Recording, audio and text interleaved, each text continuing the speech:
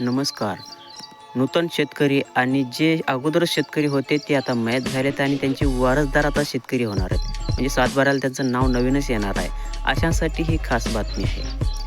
ही अडचण अशी आहे की तुम्हाला नवीन शेतकरी असल्यामुळं तुम्हाला आता PM सन्मान निधी जी भेटते इतर शेतकऱ्यांना, ती सन्मान निधी जर तुम्हाला पाहिजे असेल, तर त्यासाठी काय करावं लागणार आहे त्याबद्दल सांगतो.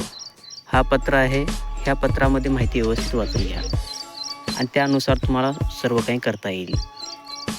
PM किसान ग्रामस्तरीय समिती 100चा भौतिक तपासणी प्रपत्र अर्ज तलाठी, ग्रामसेवक, कृषी सहाय्यक यांच्या स्वाक्षरीसह तुम्हाला जमा करायचा आहे.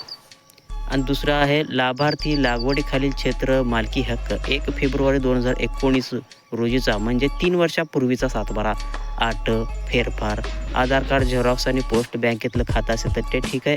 नसेल तर तुमचं राष्ट्रीयकृत बँकेचं पासबुक देखील चालतो. तिसरं आहे मयत लाभार्थीचा वारसाबाबत आहे. जे वारसदार आता नवीनच झालेले आहेत त्यांच्यासाठी आहे. मयताच्या नावे 1 फेब्रुवारी 2019 पूर्वीचा सातबारा असल्यास तो सातबारा, वारस नोंदीचा फेरफार आणि त्या शेतजमीन कशी प्रकारे त्याच्या वडिलाच्या नावाने आली त्याचा फेरफार.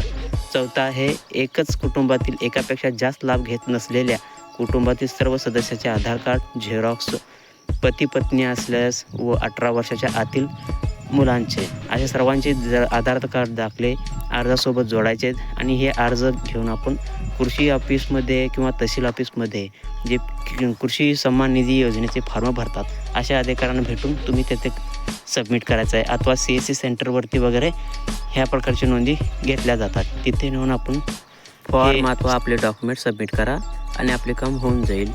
पण अट अशी आहे की 3 वर्ष जुना सातबारा असायला पाहिजे. म्हणजे आपल्या नावाने जमीन 3 वर्षापूर्वी पाहिजे. चॅनलला सबस्क्राईब करा, व्हिडिओला लाईक करा आणि जास्तीत जास्त शेअर करा. आणि संपूर्ण व्हिडिओ पाहिल्याबद्दल धन्यवाद.